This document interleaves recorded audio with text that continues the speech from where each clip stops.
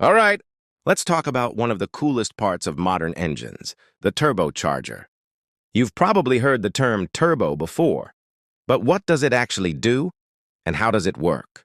Simply put, a turbocharger is a device that boosts the power of your engine without needing to make it bigger.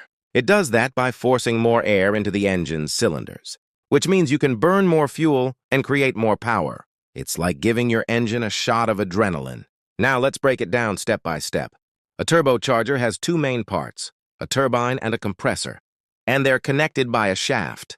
The turbine side is powered by your car's exhaust gases, that hot air, that usually just gets pushed out of the tailpipe.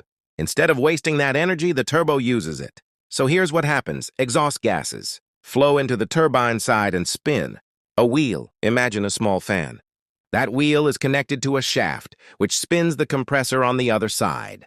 The compressor pulls in air from outside the car, compresses it, and forces it into the engine. More air equals more oxygen, and more oxygen, when mixed with fuel, means a bigger explosion inside the engine cylinder, giving you more power.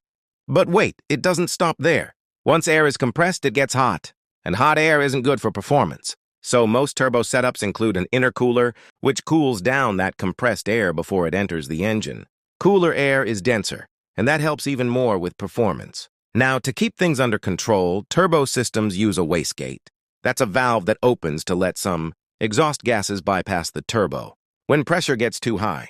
There's also something called a blow-off valve, which releases excess pressure from the intake side when you lift off the throttle. If you've ever heard that psshhh sound after someone revs a turbo car, that's the blow-off valve in action. Turbochargers are amazing, but they do require care. They spin at insanely high speeds, like 100,000 RPM or more, and they rely heavily on oil for lubrication. So regular oil changes and letting the engine warm up before pushing it hard can really help your turbo last longer.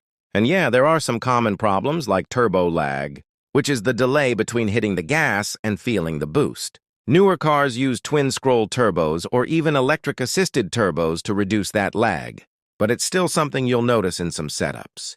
So that's the basic idea. Your engine makes exhaust. The turbo uses that to spin a turbine, which compresses air and crams it into your engine, resulting in more power without needing a bigger engine. It's one of the best examples of using waste energy to make a car faster. Pretty smart, right? If you found that helpful, let me know what other parts you want explained. Maybe the intercooler, the supercharger, or even how nitrous works.